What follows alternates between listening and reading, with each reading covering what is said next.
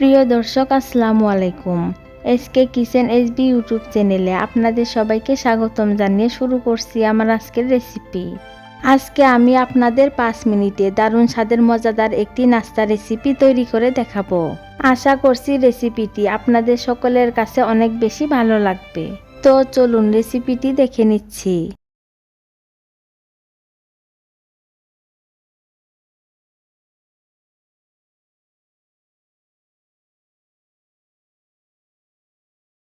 রেসিপিটি তৈরি করার জন্য আমি এখানে 7 থেকে 8টি ছোট সাইজের কাঁচা আলু নিয়েছি। আর আলুগুলোকে আমি ভালোভাবে খোসা ছাড়িয়ে নিয়েছি। এবার একটি গ্রেটারের সাহায্যে আলুগুলোকে গ্রেট করে নিতে হবে।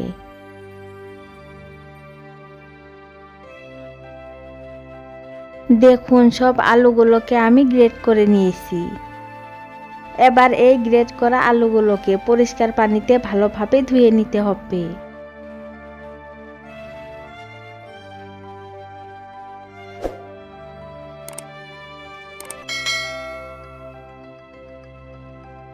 আমি 2 থেকে 3 বার পানি চেঞ্জ করে আলুগুলোকে ভালোভাবে ধুয়ে নিয়েছি।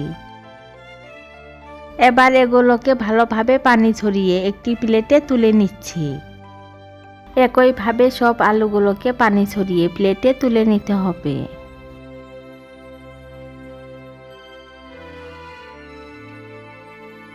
আমি সব আলুগুলোকে পানি ঝরিয়ে প্লেটে তুলে নিয়েছি।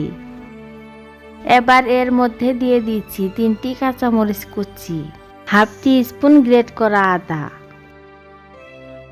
হাফ টি স্পুন গ্রেট করা রসুন, 1 টি স্পুন আস্ত জিরা, 1 টি স্পুন চিলি ফ্লেক্স।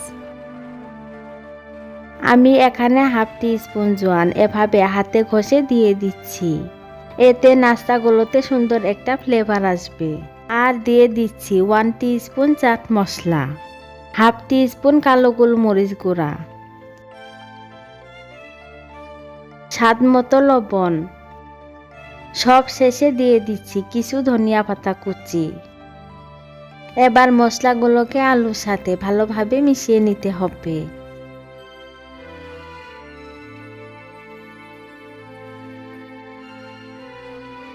আমি আলুর সাথে মশলাগুলোকে ভালোভাবে মিশিয়ে নিয়েছি। এ পর্যায়ে দিয়ে দিচ্ছি হাফ কাপ পরিমাণ আটা। এবার আটাগুলোকে আলুর সাথে ভালোভাবে মেখে নিতে হবে।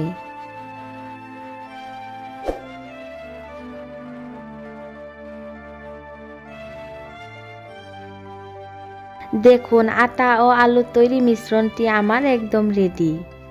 এবার এগুলোকে ভেজে নেওয়ার জন্য চুলায় একটি প্যান বসিয়ে পর্যাপ্ত পরিমাণে তেল গরম হতে দিয়েছি। এবার এখান থেকে পরিমাণ মতো মিশ্রণ নিয়ে নাস্তা শেপ দিতে হবে।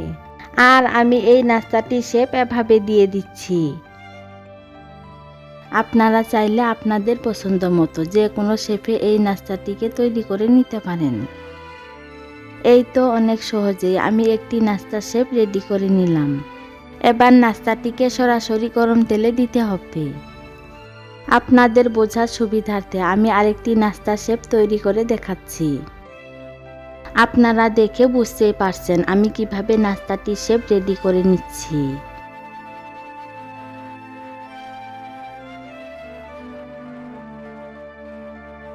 এই তো আমি আরেকটি নাস্তা শেপ রেডি করে নিয়েছি।